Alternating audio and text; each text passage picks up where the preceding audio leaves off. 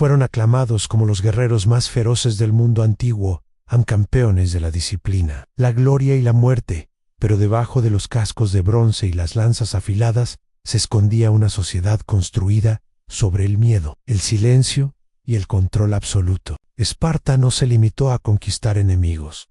Aniquiló la debilidad, persiguió la duda y aplastó el desafío con una precisión que todavía resuena a través de la historia, lo que ellos llamaban justicia, otros podrían llamarlo terror. Y una vez dictada la sentencia, la misericordia no tenía cabida. Arrojado al abismo en muerte en las Cáyadas, un hombre condenado se encontraba al borde de un abismo irregular en las afueras de Esparta. Conocido por los lugareños como Cáyadas, no había altar, ni ritual, ni palabras finales, solo la caída libre, a un oscuro barranco donde la ciudad-estado eliminaba a aquellos que consideraba indignos de vivir entre sus ciudadanos. Según Plutarco, los espartanos arrojaban a este pozo a los bebés considerados físicamente deformes o débiles, afirmando que servía a la fuerza colectiva del Estado, pero los hallazgos arqueológicos y relatos posteriores sugieren que las Cáyadas contenían más que niños en los huesos de adultos recuperados.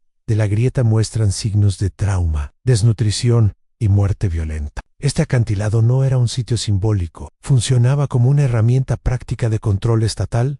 Los enemigos del régimen, traidores, ilotas capturados o ciudadanos deshonrados, podían ser arrojados vivos al abismo. A ninguna ceremonia marcó el acto. El cuerpo fue dejado para que se pudriera donde cayó, o para que lo devoraran carroñeros atraídos por el olor del subsuelo Pausanias. Escribiendo siglos después, señala que los espartanos utilizaban las Cáyadas como lugar para ejecutar criminales. Durante la guerra, especialmente ilotas sospechosos de rebelión. Su ubicación cerca del monte Taigeto permitió que las ejecuciones se realizaran en secreto, lejos de la ciudad y sin juicios formales. A la elección del método reflejó la brutal eficiencia de Esparta, a diferencia de la lapidación o la decapitación. Arrojar a una persona a un desfiladero lleno de rocas infligía un sufrimiento impredecible y prolongado. Un hombre podría morir instantáneamente a causa de una fractura de cráneo o sobrevivir durante horas con las extremidades destrozadas, incapaz de moverse, desangrándose lentamente bajo el cielo abierto.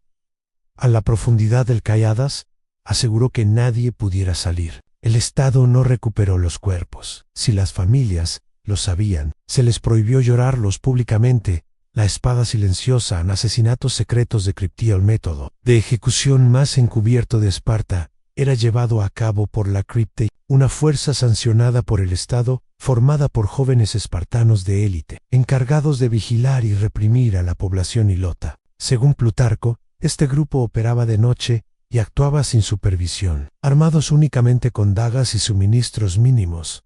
Su objetivo principal era infundir miedo y eliminar a cualquier ilota que pareciera fuerte, desafiante o capaz de liderazgo. No se trataba de muertes en el campo de batalla ni de castigos impuestos por un tribunal, eran ejecuciones selectivas llevadas a cabo en secreto. Para evitar la resistencia organizada en cada año, los éforos espartanos declaraban ritualmente la guerra a los ilotas, concediendo sanción legal para su asesinato. Este decreto permitía a los miembros de la Criptía masacrar a los ilotas sin violar la ley religiosa o cívica. Los objetivos, a menudo, eran seleccionados en función de su fuerza física o su influencia dentro de las comunidades ilotas. Los asesinatos ocurrieron en campos, en caminos remotos o dentro de casas, siempre sin previo aviso. Las víctimas generalmente estaban desarmadas, dormadas o aisladas, lo que hacía imposible la resistencia. No hubo investigación, juicio,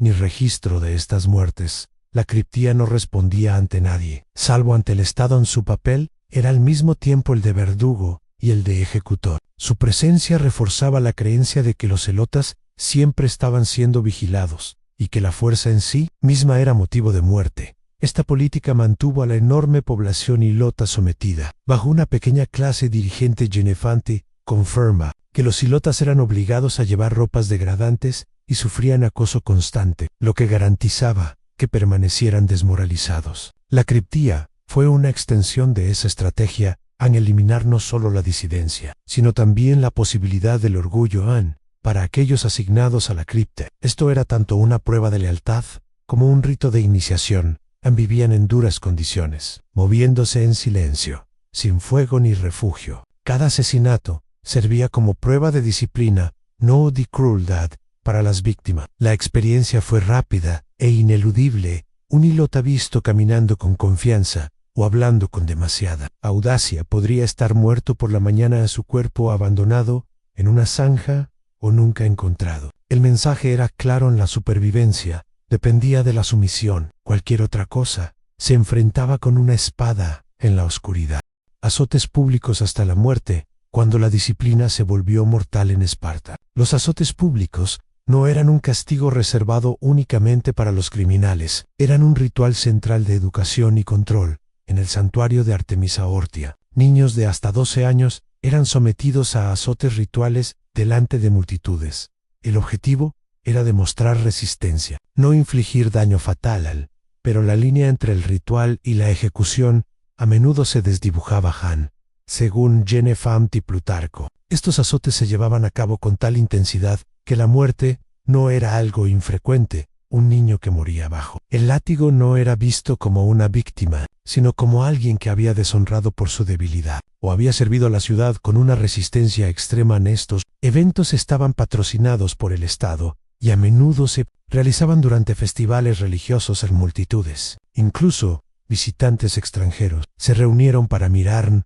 Los niños fueron azotados repetidamente mientras intentaban robar queso del altar. Una competición simbólica de valentía y dolor. Los jueces animaron a los azotadores a aumentar la fuerza, recompensando a aquellos que superaban los límites. Esta práctica se extendió más allá del ritual y llegó a ser una medida disciplinaria para los espartanos mayores, particularmente aquellos acusados de faltas morales o desobediencia. Los azotes podían usarse como medida correctiva en los casos que involucraban a ilotas. El látigo servía tanto como castigo como exhibición pública de dominio. En los ilotas podían ser azotados por insolencia percibida, por no cumplir con las cuotas, o simplemente para recordarles su estatus. Los efectos físicos fueron graves. Las víctimas sangraban profusamente, a menudo desplomándose por agotamiento. Infecciones o lesiones internas, a los que vivieron, llevaron cicatrices permanentes. Los azotes servían tanto como castigo físico,